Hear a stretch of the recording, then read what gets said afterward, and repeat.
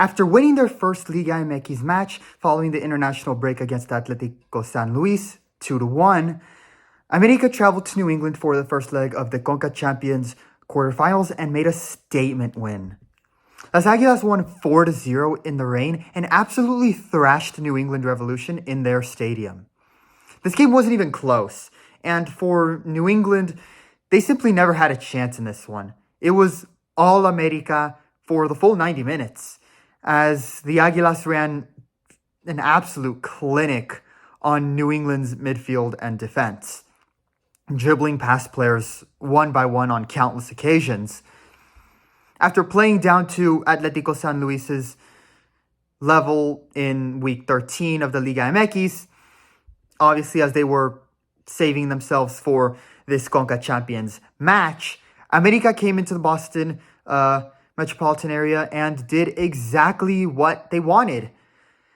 They scored first and they kept scoring and have essentially eliminated New England before the second leg has even been played, exactly like they did with Chivas. And everyone played well, from goalkeeper Luis Malagon, Israel Reyes, a defensive player who is back from injury on the defense. Alejandro Sendejas remaining in phenomenal form, and he scored a goal once again. Henry Martin and Javairo played well. Even Chicote played well and scored in this game. This was a statement win for América, and they demonstrated that they are really not afraid. They were never afraid of New England. The coaches weren't afraid. The players were certainly not afraid. Not even the fans were intimidated, as ironically there were more Club América fans that turned out for the game in New England, creating what was basically a home atmosphere away from home for Las Águilas. With that, it's obviously great time for the game. After winning 4-0 in the first leg, here are Club América's grades for this performance. I'll make relatively short work of this.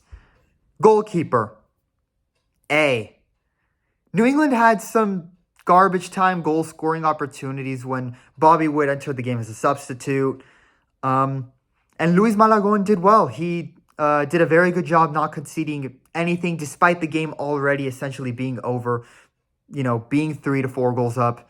And he made 4 very good saves. So he did very well in this game when he needed to. Defense, A. Israel Reyes started the game in the right back position. He's kind of a versatile player on the defense. He can play a center back, or he can play on the left side or the right side. He started as the right back in this game. This was his first game back after recovering from the shin injury that kept him from being called up by Mexico in the during the international break, as well as a couple of Club América games as well. He had a very clean first half, 31 accurate passes and a tackle won. Kevin Alvarez came in and also had a clean game as well. Once again, it really is a shame that Kevin Alvarez wasn't called up during the international break for Mexico. He's been very good these last. He was very good in this game. I'll say the same thing for his game in versus Atlético San Luis, where he contributed an assist. It's very disappointing that he's not getting called up, and they instead continue to call up Jorge Sanchez for Mexico, who was frankly atrocious. I would have rather seen Kevin Alvarez take Jorge Sanchez's place, as many fans probably would. Moving on, Igor Lichnowsky and Sebastian Cáceres also had very good games with 4 tackles won between them. I will say the same thing I said about the others for Salvador Reyes, who entered the game in the final 15 minutes, replacing Chicote. He had a clean performance as well. Obviously, the defense did give Bobby Wood some opportunities near the end of the game, but not that it really mattered, as it would have been too little too late anyways. And, of course, you have a very good informed goalkeeper with Luis Angel Malagon. While I have been very critical of the signing of Chicote Calderon, I must give him credit where it's due and say he was arguably the best defender on the field today. He had 4 tackles won, and scored the third goal in this game. The defense did very, very well. Chicote had a very good game. Again, arguably the best defensive player on the field for América versus New England. The defense did very well, and because the midfield for América was able to basically shut down any offensive attacks from New England, I mean, then the midfield completely outplayed New England. It did enable the defensive end to push up and contribute offensively, which led to Chicote being able to score that third goal. Now moving on to the midfield, A grade. The midfield completely outplayed New England and were able to dribble past the New England players with ease, just completely picking apart Revolution's midfield. Alejandro Sendejas also scored the second goal of the match, and he continues to be in really, really good form. Offensive front, A. Brian Rodriguez came in as a substitute and scored the fourth goal in additional time, and Henry Martin was able to score off an assist from Javairo. Offensively, América played very well, and with 4 goals, have practically eliminated New England. Fans, Club América supporters, gotta show them some love and give them an A grade here. To my surprise, Club América fans turned out for the game and actually were the fan majority in the stadium, despite the game being all the way northeast in New England. And in not so great weather. It was raining all week. They are dealing with a storm over there.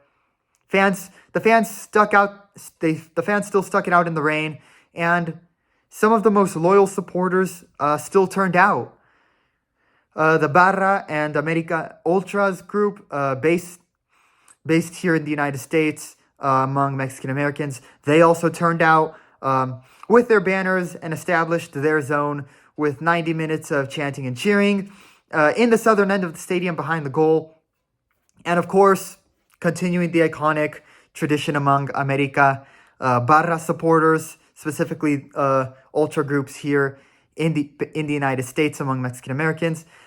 In the final 5 minutes of the game, they had their yellow smoke flare show to demonstrate their loyal support for América and, of course, celebrate Club América's win in leg 1 here in the United States.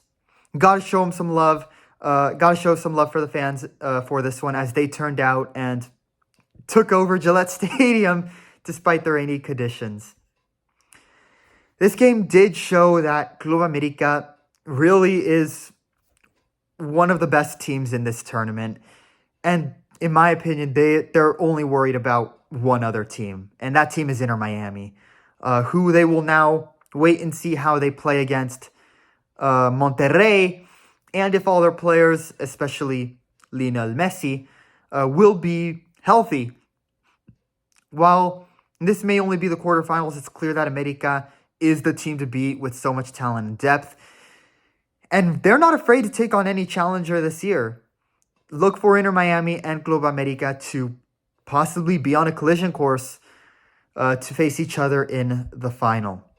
With the aggregate being 4-0, it will be interesting to see what América does for the second leg, and if they decide to give younger players such as Brucel Mesmari and Patricio Salas, some of the youth players, more playing time in the second leg to not only rest their A team, but I think it would also be good as it gives the young future Mexican players a playing opportunity.